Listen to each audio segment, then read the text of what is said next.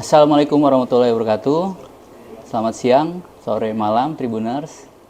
Jumpa lagi dengan saya, Eko Priyono, jurnalis Tribun News. Kali ini saya berada bersama Bapak Ridwan Hasan. Beliau Duta Besar Indonesia untuk Qatar. Nah, kita akan bicara soal seputar Piala Dunia di Qatar yang akan dimulai hari Minggu nanti, Pak.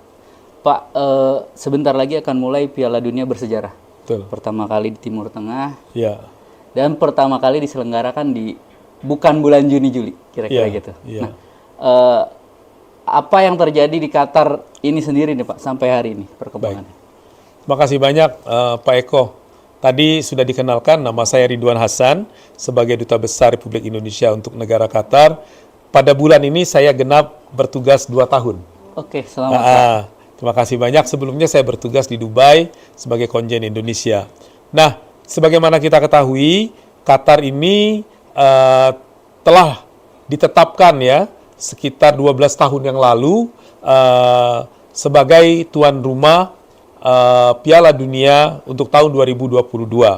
Tentu proses itu bukan proses yang mudah juga, tapi proses itu adalah proses yang telah disepakati oleh semua member ya. Dan itu dicapai di zaman Father Emir istilahnya ya. Jadi Emir yang sekarang ini namanya His Highness Sheikh Tamim. Ayah beliau namanya His Highness Sheikh Hamad. Dan dari sejak diputuskan itu, tentu Qatar berusaha melakukan persiapannya sebaik mungkin. Dan itu kan 12 tahun. Jadi satu masa yang juga cukup panjang, tergantung kita melihat bisa pendek bisa panjang ya. Tapi artinya mereka melakukan persiapan-persiapan secara terukur, secara matang ya, dan berkolaborasi dengan banyak tempat. Ini adalah kali pertama kejuaraan sepak bola dunia dilakukan di negara di wilayah Timur Tengah, di negara dengan mayoritas umat Islam, dan di negara yang penduduknya kecil dan ukuran negerinya kecil. Sehingga Mungkin nanti paling kecil katanya. ya, sehingga 8 stadion yang ada itu pada dasarnya berada dalam satu kota saja. Kalaupun ada di luar kota itu jaraknya ya sekitar 40 menit lah. Mungkin kalau kita di Jakarta Bekasi ya kali ya. Jadi relatively enaknya stadion berdekatan, tapi repotnya itu adalah konsekuensi pada mobilitas manusia. Nah ini tidak mudah, nanti harus ada perekayasaan lalu lintas dan sebagainya. Sehingga untuk mengatur lalu lintas manusia itu, pemerintah Qatar telah menetapkan jam kerja bagi para pegawai di Qatar ini, terutama di kantor-kantor pemerintahan ya, itu mulai jam 7 pagi sampai jam 11 siang. Biasanya? Biasanya sampai sore kan, sampai jam 5. Ya, enggak sampai jam 5 lah, jam 4 lah kali ya. Okay. Atau ya sekitar itulah.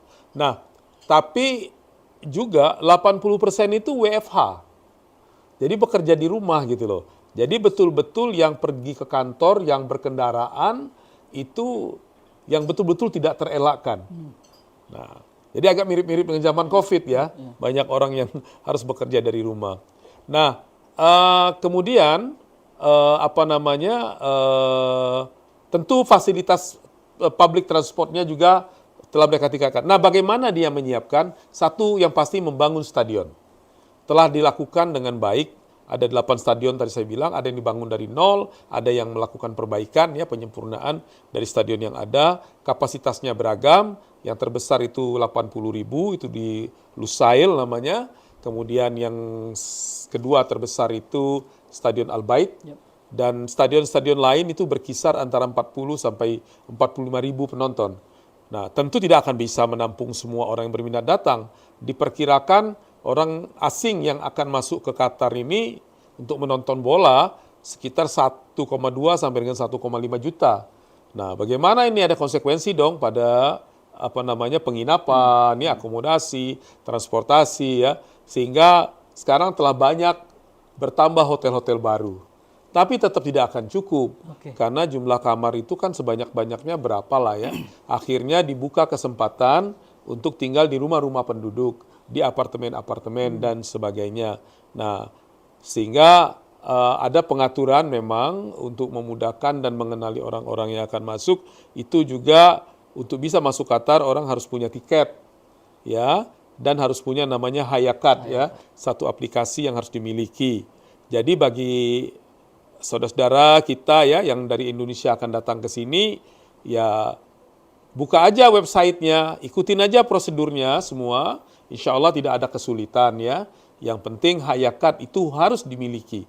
Dengan Hayakat itu nanti akan memudahkan mobilitas dari satu stadion ke stadion yang lainnya atau ke bagian kota lainnya, karena kita memang harus mengandalkan public transport untuk itu. Kembali ke Piala Dunia nih Pak. Ya. Untuk pembukaan tanggal 20 nanti hari Minggu. Ya. 20 November 2022. Seberapa besar, seberapa banyak orang Indonesia yang akan terlibat? Orang Indonesia yang terlibat ke acara pembukaan? Saya tidak tahu pasti kalau itu. Yang pasti adalah kita ketahui bahwa Qatar ini penduduknya tidak banyak. Ya, ada warga negaranya 400.000, ada warga negara asing yang ditinggal di sini sekitar 2,3, tentu dengan pekerjaan dan macam-macam. Nah, sehingga untuk mensukseskan acara ini pemerintah Qatar membuka keran yang disebut dengan volunteer. Jadi sukarelawan. Nah, sukarelawan itu ada yang berasal dari dalam negeri Qatar, ada yang berasal dari luar negeri. Nah, disitulah kita juga mendapatkan informasi ada sekitar 60-70 orang Indonesia yang menjadi volunteer. Nah, siapa saja, ini sebagian adalah warga negara Indonesia yang tinggal di sini, sebagian ada yang datang dari Indonesia. Ya. Jadi kebetulan anak saya pun ikut di situ ya. Anak saya yang pertama dia sekarang lagi kuliah S2 di sini namanya Widat. Nah, dia bersama teman-temannya menjadi volunteer di sini. Iya. Iya. Nah, terakhir nih Pak. Indonesia nggak main ya di Piala Dunia saya. Ya. Nah, Bapak menjagokan mana untuk tim yang menjuarai Piala Dunia di Qatar? Saya menjagokan yang bakal menang aja. Kira-kira Pak? Kalau saya tidak berani berandai-andai ya. Karena saya percaya bola itu bulat dan setiap tim tentu akan berusaha melakukan kemampuan terbaiknya.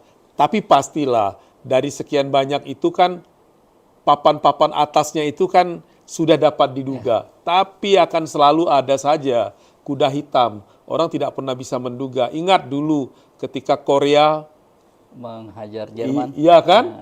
Things can be happen ya, apapun bisa terjadi. Dan jangan salah, kadang-kadang tim yang terbaik tidak otomatis menjadi juara.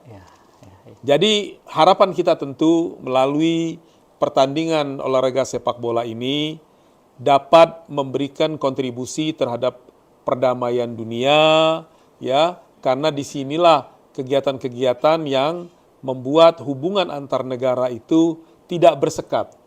Ya kan ya, tentu olahraga dan kegiatan sosial kebudayaan mempunyai peranan penting.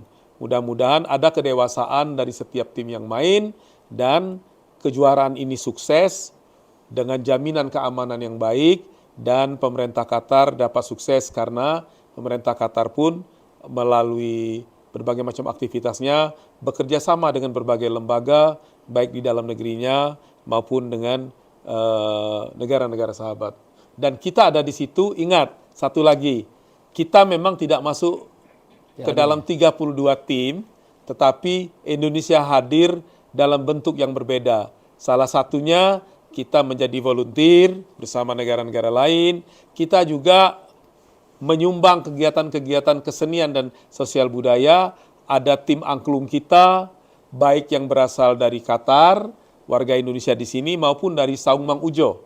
Ya, dan ada juga pameran batik, yaitu dari Batik House Indonesia. Jadi banyak sekali kegiatan-kegiatan yang, jangan lupa juga ketika Qatar membangun stadionnya yang cantik dan bagus pun, ada sentuhan tangan-tangan orang Indonesia loh, diaspora Indonesia. Coba iseng-iseng buka Google, lihat aja Stadion Al Bait. Itu cantik, tamannya bagus, dan banggalah orang Indonesia membuktikan profesionalisme dan sentuhan seninya di situ. Saya ikut bangga karena itu. Terima kasih.